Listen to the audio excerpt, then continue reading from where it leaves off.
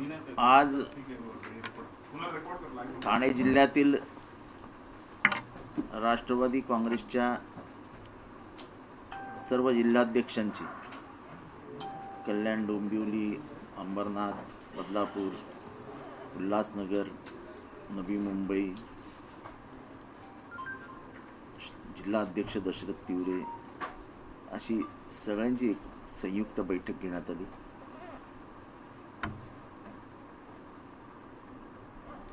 संपूर्ण जिल्ह्याचं राजकीय अवलोकन करण्यात आलं आणि एकमताने महाविकास आघाडी व्हावी अशी सगळ्यांनी इच्छा व्यक्त केली. त्याचबरोबर ह्यापुढे कोणीही कुठल्याही पक्षावरती महाविकास आघाडीच्या बोलू नये असं आमचं आपापसात ठरलेलं आहे. समोरनं जरी कोणी बोललं तरी त्याचं प्रत्युत्तर द्यायलाच पाहिजे असं काही नाही. आपला प्रमुख प्रतिस्पर्धी हा भाजप आहे.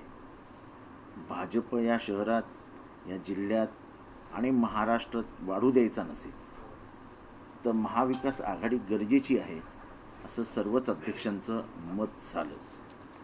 मला वाटतं की जे महाराष्ट्रात राज्य पातळीवर आहे आणि ज्या पद्धतीने राज्य पातळीवर एक दुसऱ्याला सहाय्य करून भाजपाच्या प्रवृत्तीविरुद्ध आपण सगळे लढतोय, जसं संजय राऊतांच्या बाजूनी सुप्रिया सुळे उभ्या राहिल्या किंवा पवारसाहेब वारंवार सगळ्यांनी त्यांची बाजू घेताना दिसतात पक्षविरहित, तसंच काहीसं वातावरण पूर्ण महाराष्ट्रात व्हायला हवं अशी सगळ्याच कार्यकर्त्यांची, सगळ्या पक्षातल्या कार्यकर्त्यांची इच्छा आहे. कारण का महानगरपालिकेवर झाल्यावरती येणार लोकसभा झाल्यावर येणार विधानसभा, तेव्हा कार्यकर्त्यांचं मनोमिलन हे फार गरजेचं आहे. त्यामुळे एकमताने सगळ्यांनी मत व्यक्त केले की महाविकास आघाडी व्हायला हवी. ती सर्वच दृष्टीने सर्वांना फायद्याची असेल.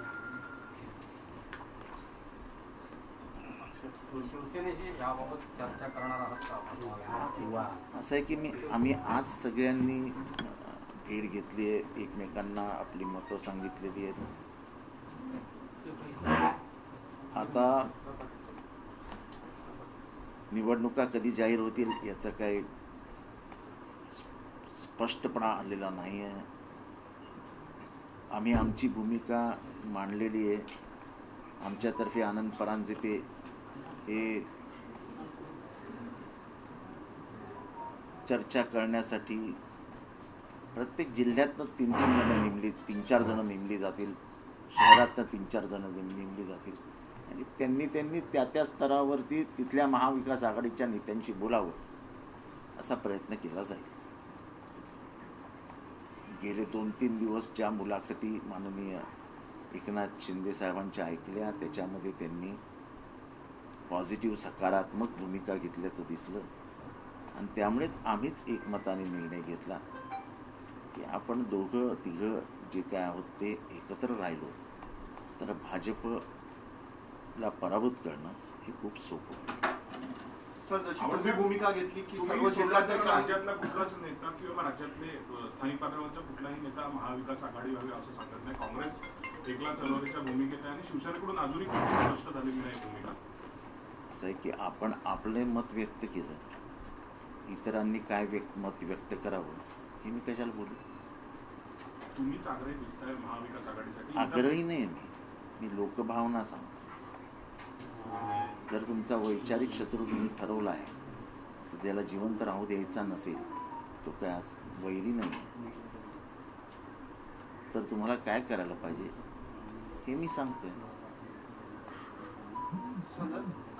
जशी तुम्ही भूमिका घेतली की तुमच्या जिल्हाध्यक्षांनी सगळ्यांशी बोलून आघाडीबाबतची जी भूमिका घेतली तशी भूमिका म्हणजे शिंदे साहेबांनी पॉझिटिव्ह भूमिका घेतली, पण त्यांचे जे पदाधिकारी आहेत ते सातत्याने राष्ट्रवादीच्या विरुद्ध बोललं जात आहे आणि आघाडी न होण्यासाठी त्याचे प्रयत्न सुरू आहेत. तर इतर त्या लोकांना तुम्ही काय सल्ला द्या? मी त्यांचा नेता नाही, त्यांना सल्ला द्या. त्यांना जो काही सल्ला द्यायचा आहे तो शिंदेसाहेब देतील. आणि एकदा नेत्यांनी व्यक्त केल्यावरती, मत व्यक्त केल्यावरती खालच्यांनी बोलू नये असा साधारण एक संकेत असतो. आज मी इथे स्पष्टपणाने सगळ्यांना सांगितलेलं आहे की कोणीही आघाडीविषयी एक शब्दही काढणार नाही, कुठल्याही पक्षावरती टीका करणार नाही आणि वातावरण निवडण्यासाठी जे जे प्रयत्न करावे लागतील ते करू आणि एकत्र जाण्याचा आमचा निर्णय झालेला आहे. आवडसाहेब, जिथे महाविकास आघाडीतले घटक पक्ष पूर्ण सत्तेत आहेत अशा ठिकाणी इतर पक्षांचा किंवा इतर दोन पक्षांची गरज नसल्याची भावना व्यक्त होतीये, तर मग हे कसं जुळवून घेणार किंवा मग यांना कसं सोबत घेऊन चालणार? हे बघा, कोएलिशनमध्ये हे सगळं असतंच. कोएलिशनमध्ये एक सगळं करत असताना एक दुसऱ्याला सावरल्याशिवाय, तुम्ही एक वाक्यता आणल्याशिवाय तुम्ही उभेच राहू शकत नाही. 105ची संख्या असलेल्या BJPला 56 आणि 54 आणि 44 असलेल्या काँग्रेसनी सत्तेतनं बाहेर ठेवलं. हा गणिती भाग आहे आणि त्याचा विचार करूनच काम केलं पाहिजे. मतविभागणी कशी होणार आहे, उद्या 100-200 मतांचा देखील प्रचंड प्रसार होऊ शकतो महापालिकेत. एखादा माणूस 200 मतं घेऊन समोरचा 100 मतांनी पडू शकतो, तर ती 200 मतंही महत्त्वाची ठरतात.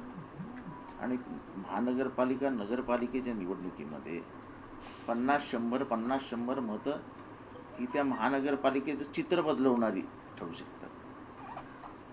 त्यामुळे हे होऊ नये अशी आमची प्रामाणिक इच्छा आहे आणि सगळे जिल्हाध्यक्ष उपस्थित आहेत. प्रारूप आराखड्यावरती नाराजगी आहे ठाण्यामध्ये देखील, नवी मुंबईमध्ये देखील. कसं असणार आहे चित्र? आणि काही जणांनी कोर्टात देखील दाद मागितली आहे आणि तक्रारी देखील आहे. असं आहे, तर तक्रारी दाखल झालेल्या आहेत प्रारूपवरती.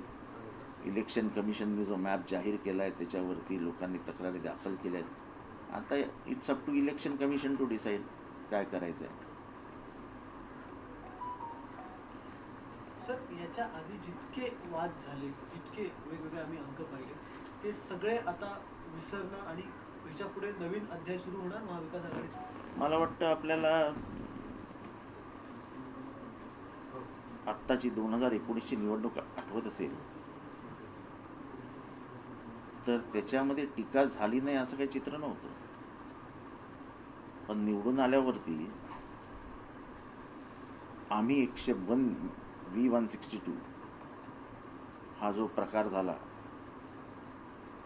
हॉटेलमध्ये ग्रँड GW मॅरियटमध्ये, त्याचा करता करविता मी होतो. तेव्हा मतभेदही असतात, कोएलिशनमध्ये मतभेद नसतात अशातला काही भाग नाही. पण ते बाजूला करून एक मिनिमम जो प्रोग्राम असतो, कॉमन मिनिमम प्रोग्राम CMP, त्याच्यानुसार पुढे जावं लागतं.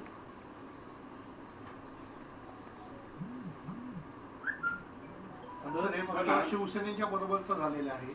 पण शिवसेना जरी तयार झाली, महाविकास आघाडीमध्ये काँग्रेस जो पक्ष आहे काँग्रेसची आजही भूमिका अस्पष्टच आहे. तर काँग्रेस जर नाही आली तर शिवसेना आणि राष्ट्रवादीच्या हे निवडणूक बघा, मी कोण येत आहे कोण येत नाही हे बोलायला मी त्यांचा काही प्रवक्ता नाही. मी माझ्या पक्षाच्या वतीने ठाणे जिल्ह्यात माझ्या कार्यकर्त्यांनी काय मत व्यक्त केलं आहे हे तुम्हाला सांगतो. काँग्रेसची भूमिका काय आहे ही काँग्रेसचे नेते ठरवतील. महापालिका स्तरावरती काय बोलणं सुरू झालंय का महापालिका स्तरावरती निवडणुका लढण्यासाठी काय इतर पक्षांची महाविकास आघाडी? अजून काय तसे चर्चा सुरू झालेली नाही. पण ही चर्चा सुरू करावी लागेल आज ना उद्या. आणि म्हणून पहिलं पाऊल आपणच टाकावं या विचाराने आम्ही पहिला आमच्या कार्यकर्त्यांचा काय विचार आहे तो स्पष्टपणाने जनतेसमोर आणला. सर, रेशो काय ठरलेलं आहे का? अरे अजून चर्चाच नाही तर रेशिओ कुठनं ठरवणार? प्लॅनिंग काय? आता चर्चेला बसल्यानंतर प्लॅनिंग ठरतं ना. चर्चेशिवाय प्लॅनिंग कसं होऊ शकेल? सर, शिवजयंती आहे आज आणि संजय राऊतांनी सांगितलं की दिल्लीने नेहमीच महाराष्ट्राला झोपवण्याचं काम केलेलं आहे. कोण म्हणाले? संजय राऊत सर, नेहमीच महाराष्ट्राला कुठं अन्यायकारक भूमिका आणि ही तर गोष्ट खरी आहे की महाराष्ट्रावरती दिल्लीने सतत अन्याय करण्याचा प्रयत्न केला. पण हेही तेवढंच खरं आहे की सह्याद्री हिमालयापुढे कधीच झुकला नाही. आणि इतिहास बोलका आहे की जेव्हा जेव्हा सह्याद्री अडचणीत आला तेव्हा सर्वाधिक मदत छातीचा पोट करत सह्याद्रीनीच हिमालयाला मदत केली आहे. आवडे साहेब, काल लाखो झोपडपट्टी वासियांचा मुद्दा तुम्ही उचलून घेतला. कशा प्रकारची रिएक्शन मिळाली रेल्वे मंत्र्यांकडून आणि रेल्वे राज्यमंत्री? मला वाटतं की ते पॉझिटिव्ह आहेत. वैष्णव आणि दानवे दोघेही पॉझिटिव्ह आहेत. विकास व्हायला हवा ह्याच्यात कोणाचंही दुमत नाही. 5व्या 6व्या ट्रॅकमुळे ठाणे जिल्ह्यातील सगळ्याच नागरिकांना त्याचा फायदा होणार. पण हा विकास साधत असताना तुम्ही गोरगरिबांच्या घरावरती वरवंटा फिरवू शकत नाही.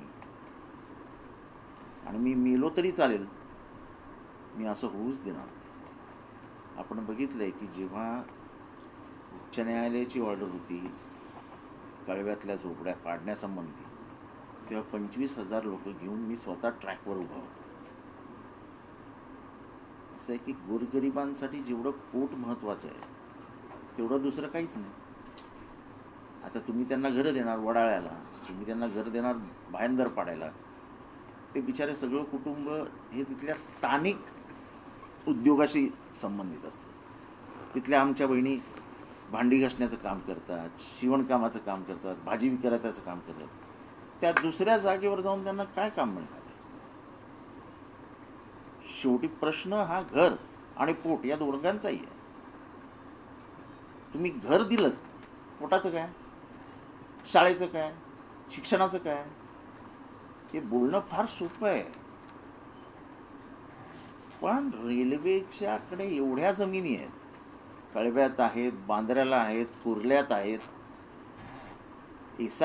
सुप्रीम कोर्टाने जो आदेश दिलेला आहे त्याच्यामध्ये सुप्रीम कोर्टाने म्हणजे जो सुरत जळगाव ह्याच्यामुळे आला, म्हणजे प्रकल्पामुळे आला, त्याच्यात कोर्टाने स्पष्टपणाने म्हटलेलं आहे की राज्य सरकारची झोपडपट्टी पुनर्वसन योजना असेल तर ती केंद्र सरकारने त्याच्यात सहभागी व्हावं आणि रेल्वेच्या जागेवर असलेल्या झोपडपट्टीवासियांना न्याय द्यावा. आता उल्हासनगरलाही तोच आहे, कल्याणलाही तोच प्रकार आहे, बांद्र्यालाही तोच प्रकार आहे, विक्रोळीलाही तोच प्रकार आहे. लाखो लोकांना बेघर करणं ह्याच्यासाठी फक्त जनरल डायरला यावं लागेल.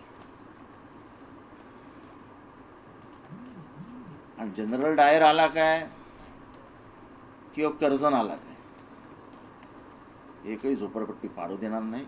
मी त्यांना कालही सांगितलं तुम्हाला गोळ्या चालवायला लागतात. आणि महाराष्ट्र रक्तबंबाळ झाला तरी चालेल, पण गरिबांसाठी महाराष्ट्र लढणार.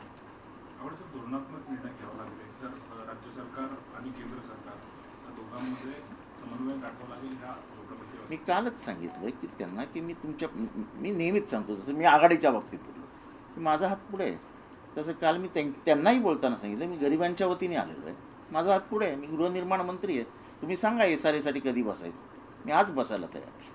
पण काल ते जे बोलत होते त्याच्या ह्याच्यानुसार ते वाटत होतं की ते सगळी जबाबदारी राज्य शासनावर ढकलत होते. असं आहे, त्यांनी राज्य सरकारवर ढकलावी ना, आम्ही सगळी जबाबदारी पार पाडू, त्यांनी फक्त जागा द्यावी. त्यांनी परत बघू पण नाही आमच्याकडे, आम्ही सगळा प्रॉब्लेम सॉल्व्ह करून देऊ. तर आघाडी संदर्भात तुम्ही आणि कार्यकर्त्यांनी आता भावना व्यक्त केली, तर तुमच्यातर्फे तुम्ही शिवसेना किंवा काँग्रेसला आघाडीला चर्चेसाठी निमंत्रण देणार आहात असं काय ठरले का? आता ही चर्चा पहिल्यांदा वरिष्ठ पातळीवर सुरू होईल, त्या पातळीवर काही चर्चा होईल आणि मग नंतर ती खाली येईल. वरिष्ठ पातळीवर देखील आम्ही आमच्या भावना कळवलेल्या आहेत. आता वरिष्ठ जो निर्णय घेतील तो आम्हाला अंमलात आणावा लागेल. सर, आज देवेंद्र फडणवीस ठाण्यात होते, त्यांनी असं म्हटलं आहे की जी काही ठाण्यामध्ये लोकार्पण कार्यक्रम होतात आहेत, जी महाविकास आघाडी सरकार करते, ते सर्व 2.25 वर्षापूर्वी माझ्या काळात झालेली आहे, त्याचं श्रेय घेण्याचं काम महाविकास आघाडी क्लस्टरचं श्रेय, त्यांचं म्हणणं की क्लस्टरचं श्रेय हे फक्त भाजपचं आहे. क्लस्टरचं धोरण जाहीर कोणी केलं आपल्याला आठवते काय? माननीय पृथ्वीराज चव्हाण, मग त्याच्यात थोडासा फेरफार करून देवेंद्र फडणवीस. त्याच्यामुळे जर श्रेयच घ्यायचं झालं तर ते काँग्रेस आणि राष्ट्रवादी काँग्रेसची जी आघाडी होती त्यांना मिळायला हवं.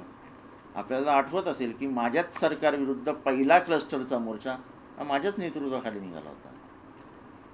आपण 25,000 लोक घेऊन या हायवेवरनं 3 हात नाक्यावरनं चालत गेलो होतो आणि भांडुपला आपला मोर्चा अडवला होता.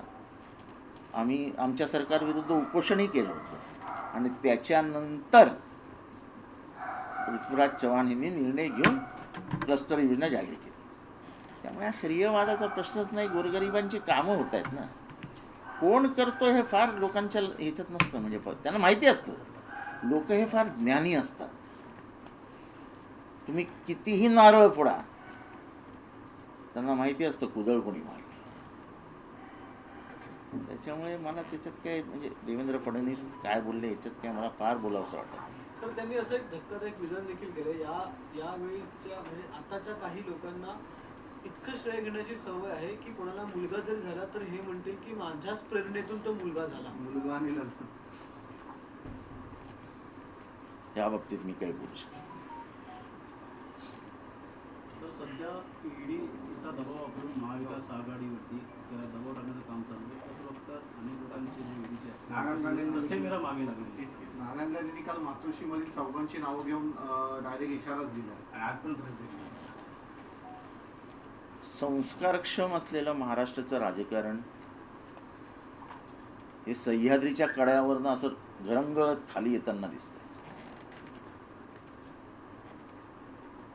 विरोधी पक्षातला एखादा नेता आजारी असेल तर त्याला हेलिकॉप्टरवरून गावातनं उचलून आणून हॉस्पिटलमध्ये न्यायचा, हे या महाराष्ट्राने बघितलं.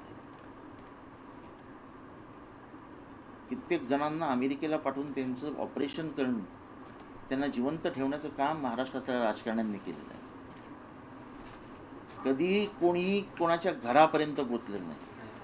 कोणीही पोराबाळांना त्रास होईल असं महाराष्ट्रात वागलेलं नाही.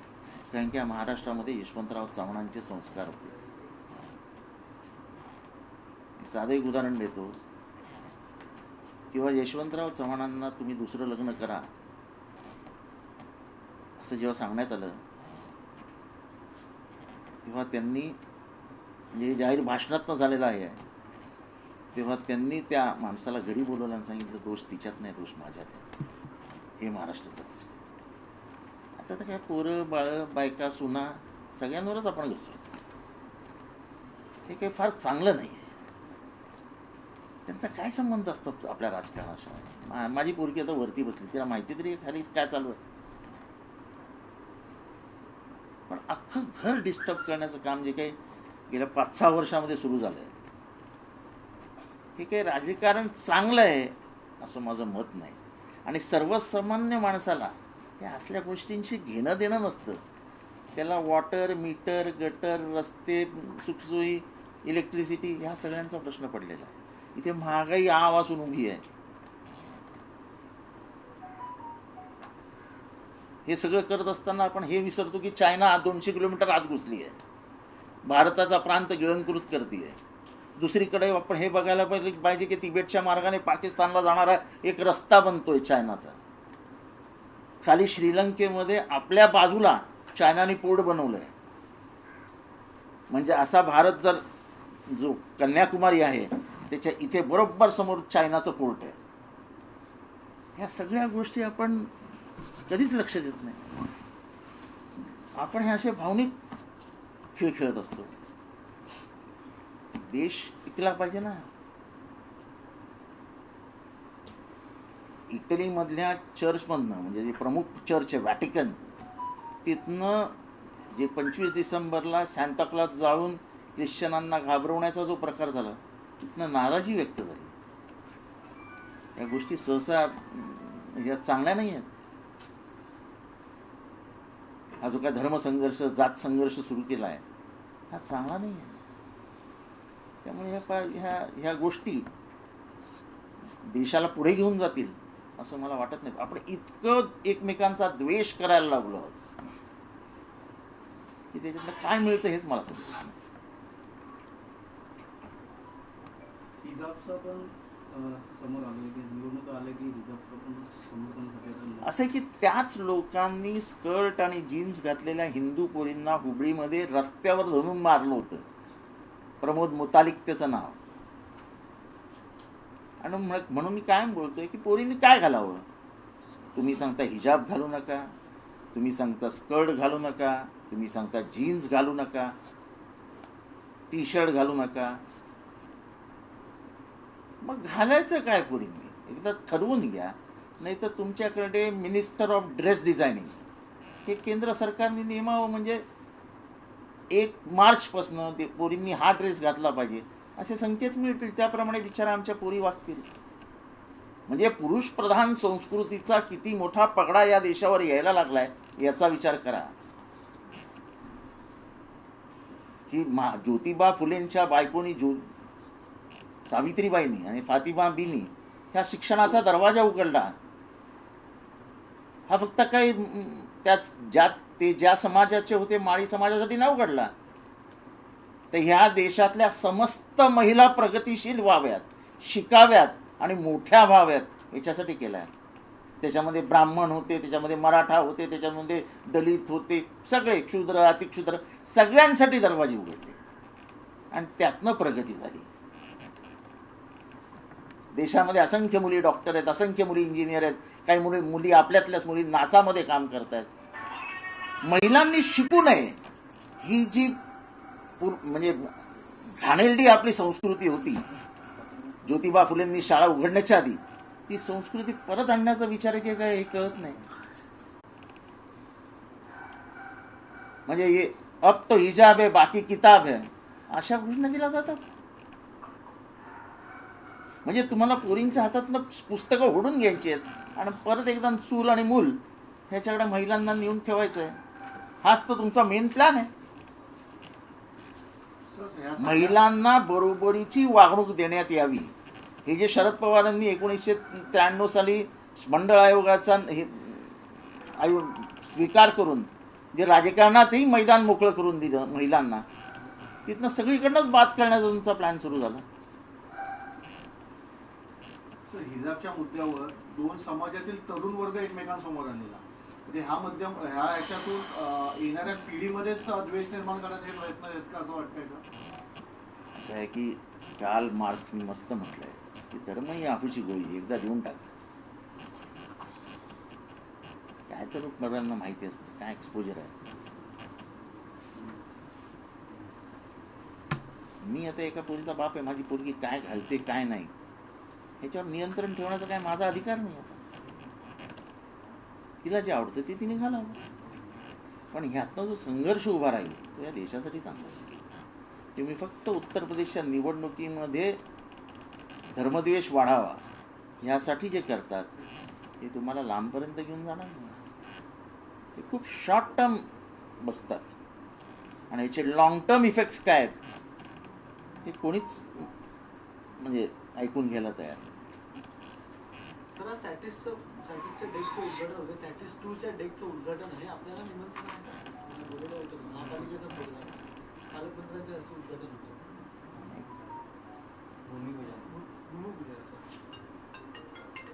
कदाचित प्रशासन दुसरे कॅबिनेट मंत्री ठाणे शहरात विभिन्नच्या मागे राहतात. हा ॲड्रेस विसरले असतील. वारंवार महापालिकेच्या प्रशासनाकडनं आमंत्रण दिले जात नाही. काय आहे प्रशासकीय अधिकाऱ्यांच्या मनामध्ये? कारण निवडणुका तोंडावरती भूमिपूजनांचे हा प्रश्न जसा तुम्ही मला विचारलात तसाच हा प्रश्न तुम्ही शर्मांना विचारा. काल काँग्रेसने आंदोलन केलं आयुक्त हटाव. तुम्ही पण अशी मागणी करणार? आयुक्त हटाव वगैरे एका निमंत्रणावरनं मागणी करणारा मी काही एवढा छोटा मनाचा नाही. शहराच्या विकासासाठी कार्यक्रम होत असतील होऊ द्यात, काय फरक पडत नाही. मी नसलो काय नसलो. त्यामुळे शर्मांची इच्छा नसेल की मी यावं आणि माझी इच्छा नाही जावं. एबीपी माझा, उघडा डोळे बघा नीट.